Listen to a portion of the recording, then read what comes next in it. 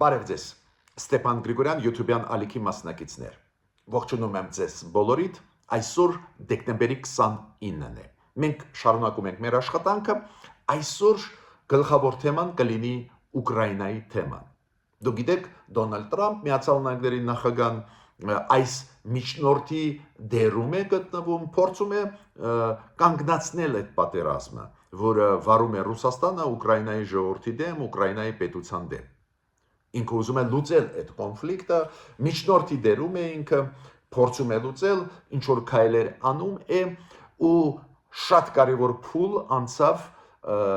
բանակցային process-ից հենց 3 ուշ երեկոյան եւ այս գիշերը։ Ինքը ուշ երեկոյան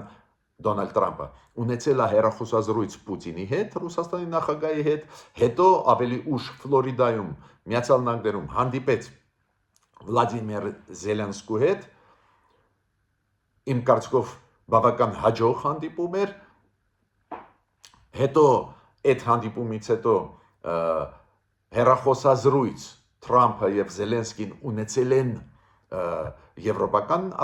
լիդերների հետ, եվրոպական երկրների լիդերների հետ ու դրանից հետո Զելենսկին եւ Դոնալդ Տրամփը պրես-կոնֆերանս տվեցին ու հարցերին լրագրողներին պատասխանեցին։ Մեծ process էր, այս արդյունքների մասին այս process-ի ես ուզում եմ խոսել։ Այո,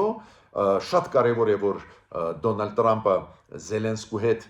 համաձայնեցրեցին 20 կետանոց տարբերակ այդ լուծելու Ուկրաինայի խնդիրը 20 կետանոց համաձայնեցրել են, նույնիսկ հիմա եկավ ինֆորմացիան, որ ուզում եմ այնտեղ ավարտել ինչ որ նյուանսներ կան, պետք է ավարտի հասցնեն ուղղակի այս մոտ մեկ շաբաթվա մեջ,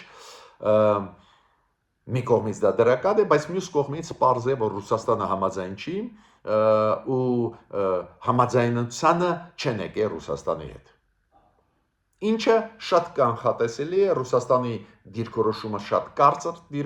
դիրքորոշումը, կոշտ դիրքորոշում է, ինչը սպասելի էր ու մենք ձեզ հետ բազմիցս խոսել ենք դրա մասին, որ Ռուսաստանը ոչ մի զիջումների, ոչ մի հարցում չի գնա, Ռուսաստանի նպատակը ամբողջ Ուկրաինան վերահսկելն է, վերականգնելն է սովետական միությունը, որպես փորձագետներ մենք վաղուց է դրա մասին խոսում ենք, բայց հիշում եք երեք ես ձեզ տվեցի շատ կարևոր ինֆորմացիան կապված նրա հետ, որ գաղտնազերծվեցին մի շարք սղագրություններ, փաստաթղթեր, որոնց մեջ էին ֆիքսված այն բանակցային process-ը, որը տանում էին 2000-ական թվերին, 2001, 2005 եւ 2008 թվականներին բանակցություններ, որոնք վարում էին Պուտինը Ջորջ Բուշի հետ, նախկին Միացյալ Նահանգների նախագահի հետ։ Ու այնտեղ սղագրություններից երևում է, որ Պուտինը բողոքում էր Ջորջ Բուշին, որ ասում է մեր գործիչները նախկին իրենք հրաժարվեցին կամ նվիրեցին կամ տվեցին Ուկրաինան, Ղազախստանը եւ Կովկասը, նու հարավային Կովկասի մասին էր ինքը խոսում, իրենք դա կորցրեցին մինչդեռ Ուկրաինան, Ղազախստանը եւ հարավային Կովկասը դրանք ռուսական տարածքներ են, դարերով եղել են ռուսական տարածքներ։ Դա հաստատում է այն մեջ ենթադրությունները, վերլուծությունները, որոնցով մենք ձեզ հետ կիսվել ենք, որ Պուտինյան Ռուսաստանի մասին է խոսքը։ Պուտինյան Ռուսաստանը ուզում է վերականգնել սովետական միությունը ինչ որ տեսքով։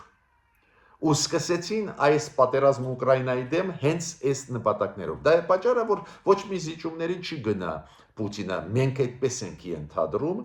Հիմա այս process-ը բանակցային 3 երեկոյան ուշ, այսօր գիշերը ցույց տվեցին, որ ռուսական կողմը իրոք հակված չի լուծումների գնալ։ Բայց այնուամենայնիվ լրջագույն process էր, այդ process-ի մասին ուզում եմ ձեզ հետ կիսվել իմ կարծիքով։ Նու առաջինը, Հիշում եք Դոնալդ Տրամպը, երբ որ երկրորդ անգամ ընտրվեց նախագահ, խոստում տվեց Ուկրաինայի կոնֆլիկտը լուծել։ Ու հիշում եք հունվարից, փետրվարից այս տարվա ակտիվ սկսեց այդ միջնորդության իր ֆունկցիան, մի քանի անգամ հեռախոսազրույցներ ունեցավ Պուտինի հետ, իր թիմը Պուտինի թիմի հետ, այդ ամեն ինչը չվկարկանի։ Այս փուլը, առաջի փուլը ջանքերի Տրամպի ավարտվեց Անկորիջում օգոստոսի 14-ին, հիշում եք, Ալյասկայում հանդիպումով։ Ու այդ հանդիպման ժամանակ բավական շատ հարցերում Ռուսաստանին զիջումների գնաց Տրամպը։ Ինքը նույնիսկ ճնշում էր Ուկրաինան, որ Ուկրաինան Դոնբասը համաձայնվի տալ Ռուսաստանին, այլ հարցերով բավական մեծ ճնշում էր գործադրում։ Ինքը հիշում եք Դոնալդ Տրամպը ասեց, որ Ուկրաինան չի կարողանալու դառնալ ՆԱՏՕ-ի անդամ, պետք է տարածքները նվիրի Ռուսաստանին, ես այդպես կձևակերպեմ, բայց չնայած նրան Անկորիջից հետո, Ալյասկայի հանդիպումից հետո, օգոստոսի 14-ից հետո Պուտինը սկսեց ռմբակոծել մասսայական ու լայնամասշտաբ ռմբակոծություններ արեց Ուկրաինայի դեմ ուղված, մինչդեռ Դոնալդ Տրամպին խոստում տվեց, որ 30 օրով զինադադար կհաստատվի, որ հետո բանակցություններ կլինեն ոչ միայն Դոնալդ Տրամպ Ռուսաստան, Դոնալդ Տրամպ Ուկրաինա, նաև Ուկրաինա-ռուսական բանակցություններ լինեն։ Խաբեց Դոնալդ Տրամպին։ Պարզը Դոնալդ Տրամպը պատասխանեց սանկցիաներով, դուք հիշում եք նավթի ոլորտի, գազի ոլորտների դեմ լուրջ սանկցիաներ կիրառվեց, այդ սեպտեմբեր-օկտեմբերին որոշումները ընդունվեցին Միացյալ Նահանգների կողմից։ Դրանից հետո երկրորդ փուլը պրոցեսի Դոնալդ Տրամպի նախաձեռնությամբ սկսվեց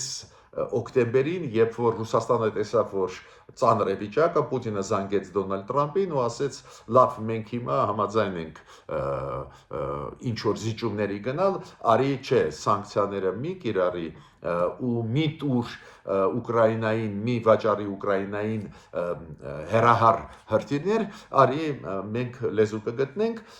ու հիշում եք, պետք է օկտեմբերի վերջերին այս տարվա անցներ Բուդապեշտում հանդիպում Դոնալդ Տրամպ-Պուտին, բայց մինչև Բուդապեշտի հանդիպումը նորից Ռուսաստանը ռմբակոծեց Ուկրաինան, Ուկրաինայի քաղաքները, Ուկրաինայի էներգետիկ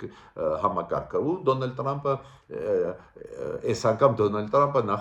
հրաժարվեց կտրուկ հանդիպել Պուտինի հետ։ Այս երկու փուլ եղել են, բայց ամենակարևոր փուլը սկսվեց նոյեմբերի 20-ից։ Նոյեմբերի 20-ից մեկ ամսից ավել առաջ շատ կարևոր փուլ սկսվեց։ Ադմինիստրացիան Դոնալդ Տրամպի հրապարակեց Դոնալդ Տրամպի տարբերակը լուծման այս կոնֆլիկտի 28 կետանոց։ Այդ տարբերակը իրոք շատ զարմանք առաջացրեց աշխարհով մեկ, նաև մեզ մոտ, բոլորս գիտենք, որ Դոնալդ Տրամպը Պուտինի նկատմամբ թուլություն ունի, ինքը լավ է վերաբերվում Պուտինին, այսօր էլ երեք գիշերն էլ ինքը ապացուցում էր աշխարհին, որ իբր Պուտինը խաղաղություն ուզում է, չի ստացվում, բայց ինքը ուզում է, Պուտինը իրան լսում է, ինչ որ ի օգուտ Պուտինի ինչ որ խոսքեր էր ասում, ունի ինքը այդ թույլ կողմը ու գիտեք, բայց որ այս կամ պրո Պուտինյան փաստաթուղթ ներկայացնի Միացյալ Նահանգների ադմինիստրացիան բոլորի համար զարմանալի էր, հիշում եք 28 կետանոց փաստաթուղթը, որտեղ որ առաջարկվում էր Ուկրաինային ճանաչել Դոնբասը, Դոնեցկը եւ Լուգանսկի մարզերը, Ղրիմը Ռուսաստանին, առաջարկվում էր այն Դոնբասի տեղերից, որտեղ որ կանգնած էր ուկրաինական զորքերը դուրս բերել Ուկրաինայի զորքերը, երկու անգամ կրճատել Ուկրաինայի զորքը, առաջարկվում էր Ուկրաինային սահմանադրության մակարդակով հրաժարվել ՆԱՏՕ-ի անդամ դառնալը, Ուկրաինայում առաջարկվում էր անցկացնել նոր նախագահական ընտրություններ, ակնհայտ փաստաթուղթ, որը պրո-պուտինյան դիրքորոշում ունեցող փաստաթուղթ էր, ու նույնիսկ կասկած կար, որ այդ փաստաթուղթը գրված էր Կրեմլում։ Զարմանալի այդպես դեպի Ռուսաստանի դիրքորոշմանը գնացող փաստաթուղթ էր։ Բայց պատկերացրեք, որ այս մեկ ամսվա մեջ Ուկրաինան եւ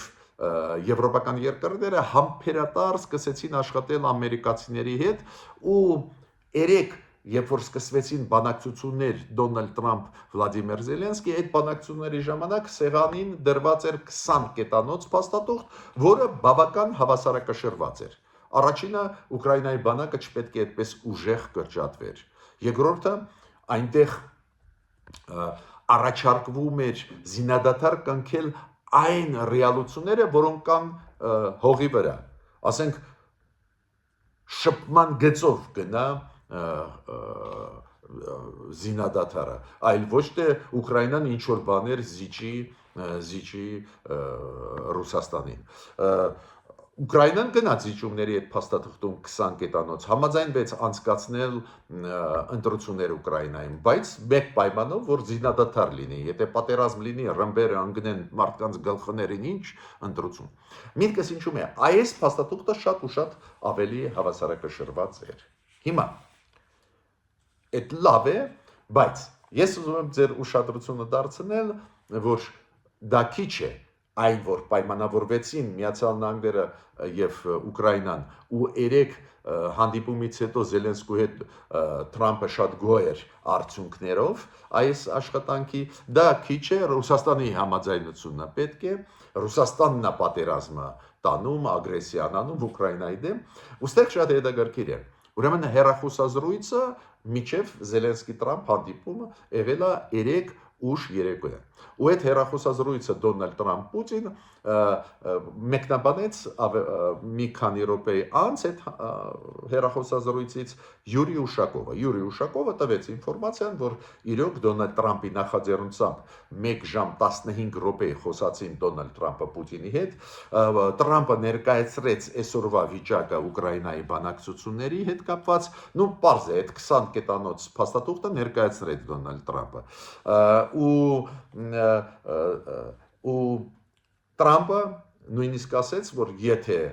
Պուտինին դա հետաքրքրում է, Զելենսկու հետ անմիջապես բանակցություններից հետո մի հատ էլ իրան կզանգի, պարզ է չզանգեց, քանի որ այդ փաստաթուղթը 20 կետանոց,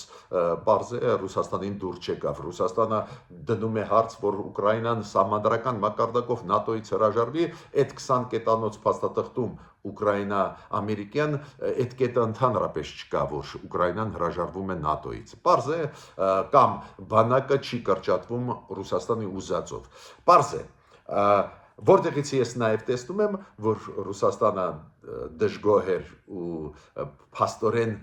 միջև բանակցություններ Դոնալդ Տրամփ Զելենսկի Ֆլորիդայում հրաժարվեց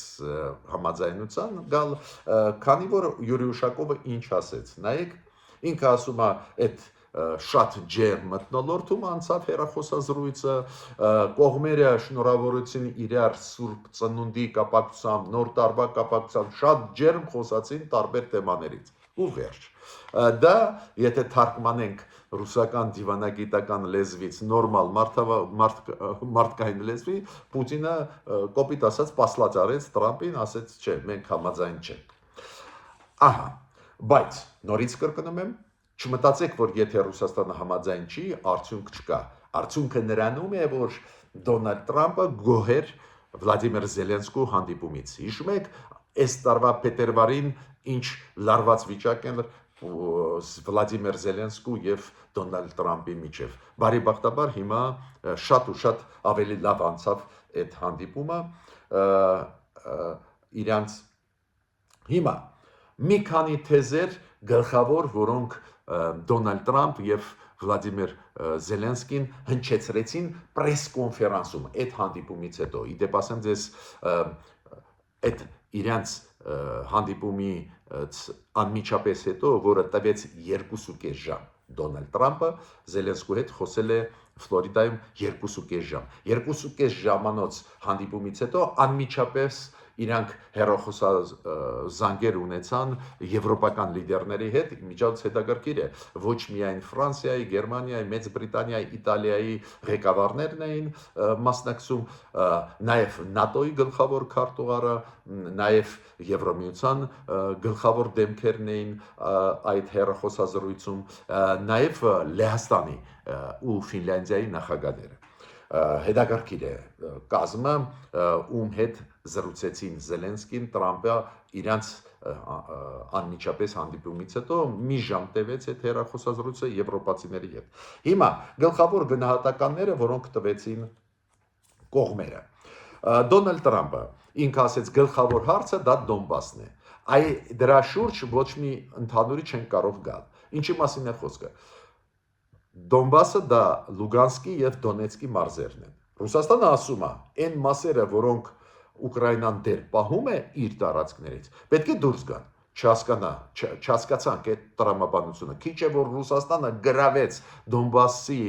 զգալի մասը, այն մասը, որը պահում է իր հայրենիքի Ուկրաինայի զորքն, չի պետք է դուրս գա։ Ու ամերիկացիք շատ լավ առաջարկ արեցին, իրանք ասեցին Ռուսաստանին, ու Ուկրաինան համաձայնվեց այդ առաջարկի հետ։ Արի զորքերը ուկրաինացիք դուրս բերեն, դու զորքեր մի մցրու, այնտեղ ազատ առևտրի գոտի ստեղծենք կամ տնտեսական գոտի ստեղծենք։ Պարզվում է Ռուսաստանը դրա հետ համաձայն չի։ Ինչու Ռուսաստանը համաձայն չի։ Այս փոքր տարածքները ստրատեգիկ նշանակություն ունեն Դոնբասում, բայց ինձ հավատացեք, դա կապված է դրա հետ, որ Ռուսաստանը չի ուզում որ խաղաղություն լինի։ Ու արի թեման գալիս։ Հիմա այս կետն է, որը թույլ է տալիս խաղաղություն չհաստատել ու շարունակել պատերազմ։ Ավելին, դուք գիտեք, որ Ռուսաստանը երկար բարակ Տրամպին բացատրում էր, որ զինադատարը սխալ է անում։ Պետք է խաղաղության պայմանագիր կնքվի։ Այլ մենք կկրվենք, միջև խաղաղության պայմանագիր չկնքվի։ Ոնց խաղաղության պայմանագիր կնքես, եթե զինադադար չկա։ Բայց պատկերացրեք ազդեցությունը Պուտինի հետ կամ ուժեղը, որ Տրամպը երեք պրես-կոնֆերանսում բացատրում է, որ դա տրամաբանական է։ Որ տրամաբանության մեջ է դա։ Դու պետք է զինադադար կնքես ու հաստատես, չկրակես ու քայլ առ քայլ կողմերը պետք է անեն նոր ու նոր քայլեր դեպի իսկական խաղաղություն, պատրաստեն խաղաղության մեծ պայմանագիր։ Բայց պատկերացրեք, որ այս հարցում Տրամպը չհամաձայնվեց ուկրաինացիների հետ, ինքը ավելի կողմեր Պուտինի դիրքորոշման, որ ավելի լավ է մեծ փաստաթուղթ պատրաստել ու զինադադար անպայման չի, որ առաջինը գա։ Ու Դոնալդ Տրամպը ասեց, որ Դոնբասի հարցը այդ գլխավոր հարցն է, որը չի թույլ տալիս համաձայնության գալ, իմ ասածը հասարակն է։ Եթե նույնիսկ Դոնբասի հարցով Ուկրաինան գնա անհավանական զիջումների ու սխալ զիջումների, նույնիսկ այդ դեպքում Ռուսաստանը մի այլ կետի կկմնի, Ռուսաստանը խաղաղություն չի գնում։ Հիմա Զելենսկին ինքը ինչի վրա ուշադրություն դարձրեց, որ այն մասով, որը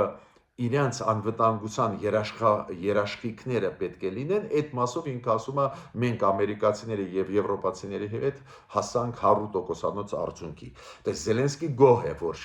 5-րդ հոդվածով ՆԱՏՕ-ի իրան կպաշտպանեն։ Դες ՆԱՏՕ-ի անդամ Ուկրաինան չի դառնա, բայց 5-րդ հոդվածը ՆԱՏՕ-ի պայմանագրի կաշխատի այդ կոլեկտիվ պաշտպանության եւ եվրոպական խաղաղապահները կարող են մտնել Եվրոպայի տարածքով։ Ինքը ասում է այդ բանակցությունների արդյունքում Տրամպի հետ դա ֆիքսվեց, ուրեմն մենք գոհ ենք 100%-ով անվտանգային հարցերով։ Հիմա Տրամպը շնորհակալություն հայտնեց Զելենսկուն, որ Զելենսկին ստորագրեց ամերիկացիների հետ հազվագյուտ մետաղների պայմանագիրը, ինչը անչափ կարևոր է, որ պետությունը ժամանակակից ամենաբարձր տեխնոլոգիայի տիրապետի հազվագյուտ մետաղների խնդիրը ամերիկացիք ունեն,